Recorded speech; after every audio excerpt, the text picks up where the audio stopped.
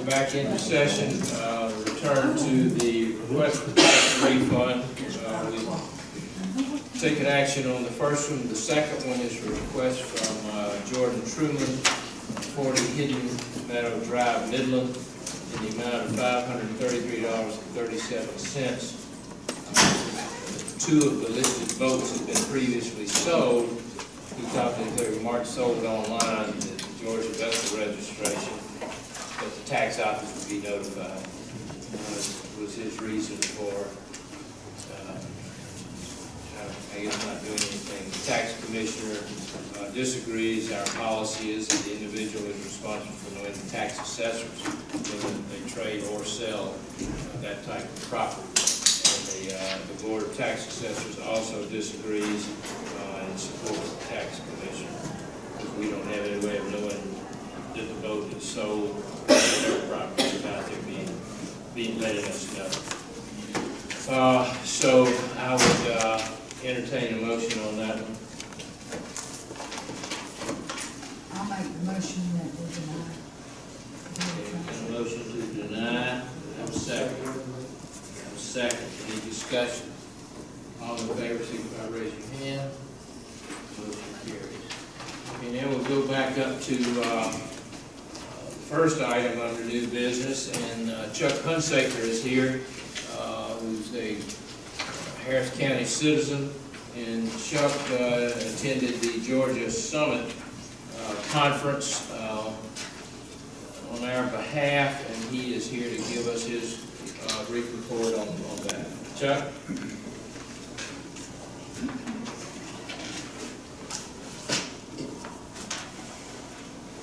Mr. Chairman, thank you. First of all, I'd like to thank the commissioners for supporting my attendance at the Georgia Trail Summit. It was a very, very interesting, enlightening experience. I think you all have the read-ahead packet that I sent in. It's a full synopsis of what I picked up there. Tonight, I'd just like to really cover what I thought were some of the key points that I wanted to point out. First of all, what can you do on a bike path? Well, just about anything that is involved in moving people, you can do on a path like we would have. And in most cases, those things cannot be done safely in Harris County. That, I think, encapsulates probably the major reason why I think this is such a good idea. I've discussed that with the sheriff. He fully supports that. We've actually had some people killed on our roads who were out riding bikes, hit by cars. So being able to get people off that is a big thing. Primary reason for doing this, it's a great increase in quality of life for the residents of the county. I've already mentioned the idea of safety, and it's also a really nice way to improve tourism. Locations who have done this highly recommend that we look at this as a complete project. We look at ways to tie other parts of the county to this and come up with a full project plan. In our case, step one of that certainly would be to pave what we currently have, but everybody that I talked to recommended that we look at the entire county and look at ways that we can tie other aspects of the county into what we currently have. The key there is to look at this, how we would do the project, not if we would do the project. This is important to Harris County for a number of reasons, I think. Number one, it strengthens and can transform the county by enhancing the quality of life, encouraging physical and mental health, spurring economic development, spurring tourism, creating a place for people to meet and relax, increase property values, and that's a big one. And trails are certainly a plus for all ages, all ethnic groups, and all incomes, which means it's a plus for every single solitary citizen in Harris County. What will it cost? Well, the rule of thumb that I picked up is $620,000 per mile. But that's for a trail that doesn't exist. In our case, we already have a trail path, we already have a roadbed. The people that I talked to said that they felt that that would probably decrease our costs, maybe by even as much as 50%. Obviously, we would have to get proposals and so on, and that's a bit of a guess, but if it did reduce it by 50%, we were looking at probably at a cost of somewhere in the neighborhood of $7 to $8 million. What are the ways that we can fund this? Well, there are grants available at the national and the state level, particularly through the Department of Transportation and the Department of Natural Resources. However, those also carry with it the rules and regulations of the federal government, which lengthens the time, it usually increases the costs, and that sort of thing. So the other ways, obviously, we can fund it locally through the budget, through lodging tax, through SPLOST or T-SPLOST. We can do it through private means, through foundations, donations, corporate sponsorship, crowdfunding, 501c3 private organization, or creative agreements, or what we might call creative funding. What I mean by that is Jekyll Island, as an example, got their trails paved because a movie company wanted to film on Jekyll Island. They said, we'll give you the okay to film if you'll pave our trails. So, you know, there are creative ways that we can come about doing this.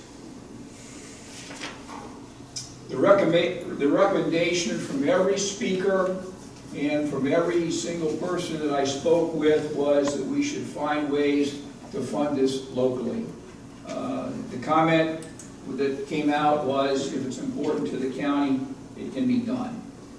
So, will it be used? I think that's always a question when we're talking about funding. You know, will the thing be used? Well, I ride my bike an awful lot on the Fall Line Trace down in here in Muskogee County. And when I go down there, almost every single time, the majority of the cars there are from Harris County.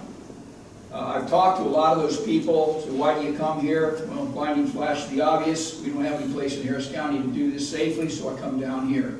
I've talked to people from Talbot County, I've talked to people from Meriwether County, and they come down here for the same reason. So I don't think there's any question but what the thing would be used.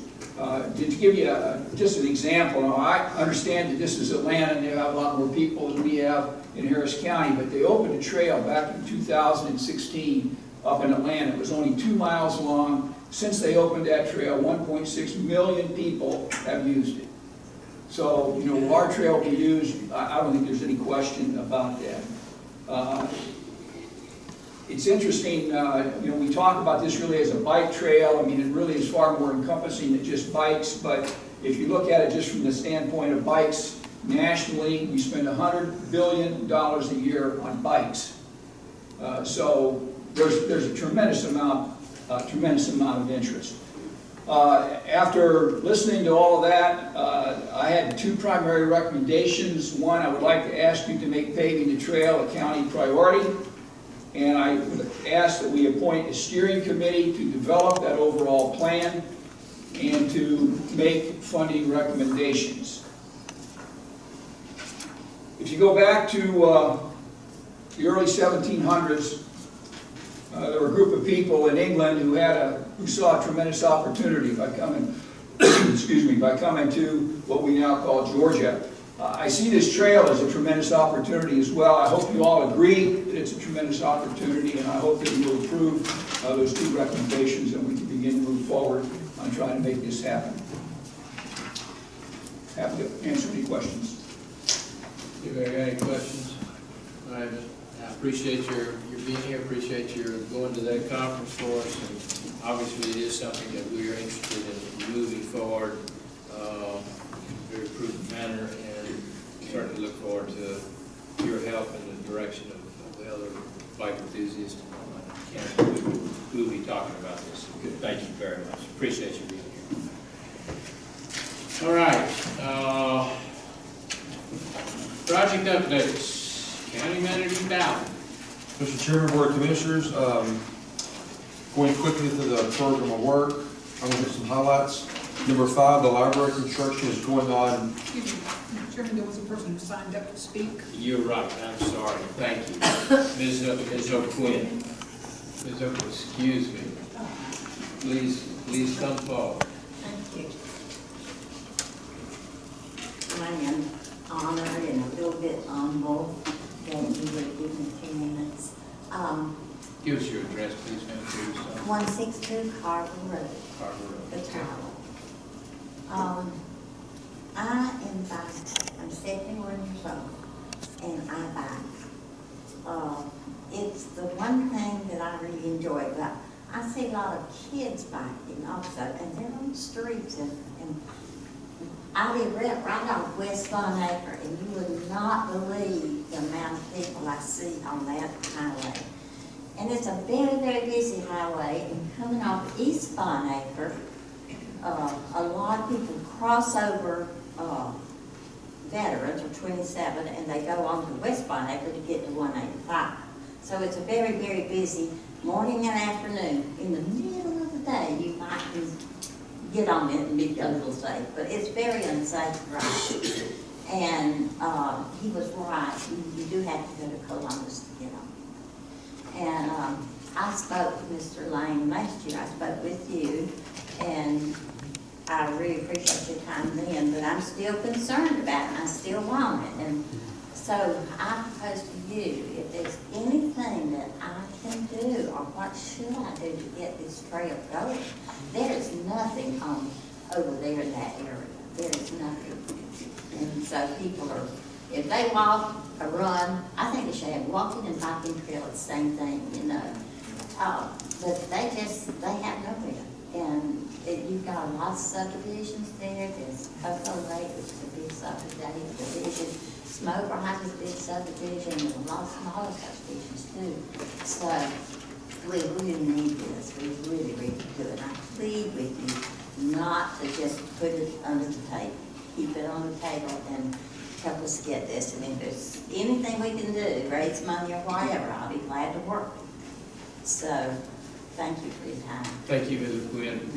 Obviously, we're talking about this tonight, so because we do have an interest, but it does take money, and so that we've got to find. So that's what we need to work on finding out. Before we get money. The gentleman sitting in front of us, Mr. Hunsaker, I would speak with him because you know, that's what we need is the enthusiast in the county to really kind of help us with that. So thank you very much.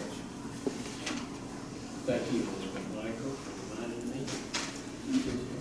Okay, Mr. Cal. Number 5, the library construction is going very well. We are beginning to have 5 monthly meetings on the site to steer that project in the right direction and have it finished by early 2018. So far, it's going very well. Number 8, the water treatment facility using a GFA loan. That's in progress. That should be finished this month. The number 11, the 2016 Elming project, and number 12, the 2017 Elming project. We're working on those. Hope to be bidding those road projects out very soon.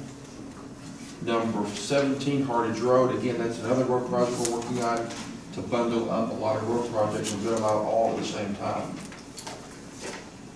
Number 26, the 911 radio system. I did email everyone a copy of the current 911 radio system update. The radio system is still being evaluated, and the RFP is being prepared and to be sent out for the 911 equipment. Number 29, rails to trails. That's a very timely subject. Again, that's number 29 of the project. The county is that is on the front burner, as I'll say. It's on the table. The county does have a little bit of funding from the federal government in the T grant area. The funds should be available this fall. It can only go so far. We're predicting it can go from Pine Mountain, downtown Pine Mountain, to the Callaway Purchasing Office, right there, that length. It's going to be 10 feet wide, asphalt. And that's as much as the funding can go, using federal T-Prod money as well as T-SPLOST money and local contributions. And that, just from the downtown Pine Mountain to the purchasing office of Callaway, will be about a $775,000 project. So, and our consultants say it's about $1 million a mile when there's elevation involved. After elevation, it's about $750,000 a mile. But then some of the area is very steep, which will require guardrails. And there's crossing over of roads. that have to be taken into consideration. And then there's the bridge over 27, the railroad bridge over 27, that is a obstacle to some extent. So, it is a very exciting project. We are going gangbusters on the part we can that's funded between the Pine Mountain Downtown and the Callaway Purchasing Office. So that, and the consultants, Carter Sloot, will be riding it on Monday with all trained vehicles, beginning at 9 o'clock. Because some of those consultants who are working on this project hasn't even ridden it yet. So we'll be doing that. I have a question. Why was it decided to start on the north end instead of the south? That was before my time. I believe part of it was Callaway contributing funding Yeah. to help purchase it, so Yeah, that was. Oh, okay. Yeah. Thank you. And that's number 29, and that's a brief, quick summary of the report. Thank you, sir. Appreciate that. Any commissioners got any questions about that or any others? When is the next time that you're scheduled for a library visit or update? It's going to be every 2 weeks. I can email that to you. It's going to be, You had one last, it's going to be, was it last Tuesday? I think you had one last Tuesday, So it'll be 2 weeks from last Tuesday. so next Tuesday. A week from tonight. Or also, or maybe a week from tonight. But no, really. But I'll email you the exact time. If that's- You're not going to be able to do it on Tuesday. That's tonight. Oh, yeah, got it. Not. Make it Wednesday. We'll have to reschedule. Okay. All right. Mr. Chairman, in regard to the rails to trails, part of the idea of the trail, we've got an ordinance that the trail is open between Hamilton and Pine Mountain. The trail is closed between Hamilton and the Muscogee County line, cannot be used at all. The idea was to start at the north end because it would tie the tourists in the most populated areas together, because south of there, the south, it doesn't go through any towns, it just goes through the countryside. And there are a couple of pretty good sized bridges down on the south end, and so it's not supposed to be used for anything, but the north end is usable, and because you can walk it, you have to be in pretty good shape to walk it, but you know, that was the idea that we got to make that corridor between Pine Mountain and Hamilton in through the gardens. Thank you, sir. All right, any other comments about that? All right, Mr. Taylor, Consolidated Government Juvenile Court, Chattahoochee Judicial Circuit. Yes, sir. The county received a letter from the Columbus Consolidated Government here in the past 2 weeks regarding requesting payment of the Harris County share of the circuit-wide juvenile court for FY 14, 15, 16, and then advising what it would be for 17. For the 3 years that are passed, the total for Harris County is $50,833.90. The projected for FY 17 is $17,928. This is based upon a pro rata portion of the population. Roughly, Harris County's got about 12% of the population in this judicial circuit, exceeded only by Muscogee County, and then after that it drops significantly for Marion, Taylor, and Talbot, and then Chattahoochee. But these funds have not been budgeted. I think, and I went back and did some looking in the Georgia Code, and in 2014, the juvenile code was rewritten in its entirety, and then over in the middle of it, there's a funding section. And in that funding section, it says that the juvenile court was created for each county in the judicial circuit, in each judicial circuit, and the judges are appointed by the circuit judges. There's a financial section that says each juvenile court attached to the Superior Court of the county for administrative purposes, and then the commission must offer any juvenile judges residing in the county the same benefits that are offered to other county employees, with the right of a pro rata contribution toward those costs based on the county population. Meaning, if you have we have a juvenile judge in Harris County, and then another juvenile judge in Muskogee, then the other counties would have to contribute to that on a per capita basis for those benefits. And then the next code section, or a part of that one, the financial section provides that all expenditures of the court, other than the judge's salaries, which was set aside separately, but all expenses of the court are payable by the counties with the approval of the governing authority based upon the county population pro rata that applies to the benefits for the judges. So what happened, I think, without being very critical, I think that this got started. Muskogee was or Columbus Consolidated Government was the fiscal agent for the juvenile courts for the circuit, and it just didn't get billed. They kind of dropped the ball. So hence you getting a $50,000 bill that they want you to pay. I think you're obligated to pay it. And then you've got FY17, which is we're a good way through. You'll have to pay it, and then there's no intergovernmental agreement. I think we probably need to talk to Muskogee about whether or not they want to put that paid to be, or with the Superior Court judges rather, as to whether that should be paid quarterly, monthly, or just in one lump at the end of the year. And then this is a matter which needs to be included in your FY18 budget, which you're working on now, and it'd be a budgeted item from here after, because it's your obligation to pay the pro rata based on population. Not good news, but that's what the way it is. And I suppose Randy's talking about Randy. I suppose the cost of the past due will probably come out of fund balance. So your savings account drops some more. Is there a reason we can't just put it in next year's budget and look at it from that standpoint, keep fund balance higher? I don't know that it's not, except you saw the letter, they say, please pay us. Well, sure, but it's been several years, so they're. Yeah, so as soon as we find the money, we'll pay. We're absolutely certain we've not paid this. Yeah, we gotta pay. I mean, we're absolutely certain we haven't already paid this. Now, I'm not certain about that, I don't think so.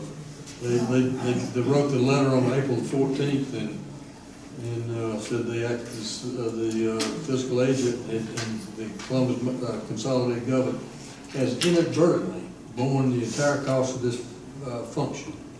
So that tells me they goofed. They did. Why don't we go back and ask them, can't you give us a little break here because of your goof? Mr. County Manager? Yes, I guess we could.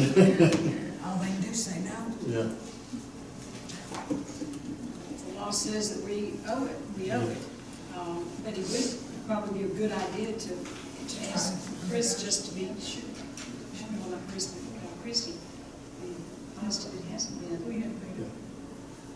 About that. Check all that. Oh, you did? Oh, okay, I didn't understand that. Can I table this to the next meeting Yeah. until they check? They already have checked. That's what they're. Oh, they have already. You want to check, for him to check, see if there's a way to pay it different. Yeah. Okay. Yeah, we might be able to dictate a little bit more about when we pay it, or, instead of just. Since it's been, what, 3 years more. 6 one way and half dozen the other, 50,000. Gotta pay it. 50,000. Okay, that's fine.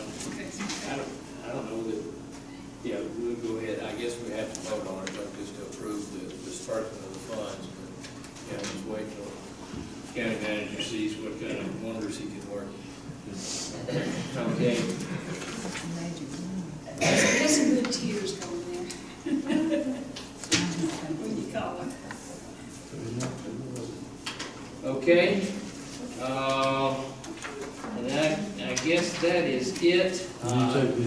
What are we gonna, just table it? Just table. Okay. Next thing do know we need an executive session for personnel, or Mr. Taylor, is there any other reason? And potential, pending litigation. Okay.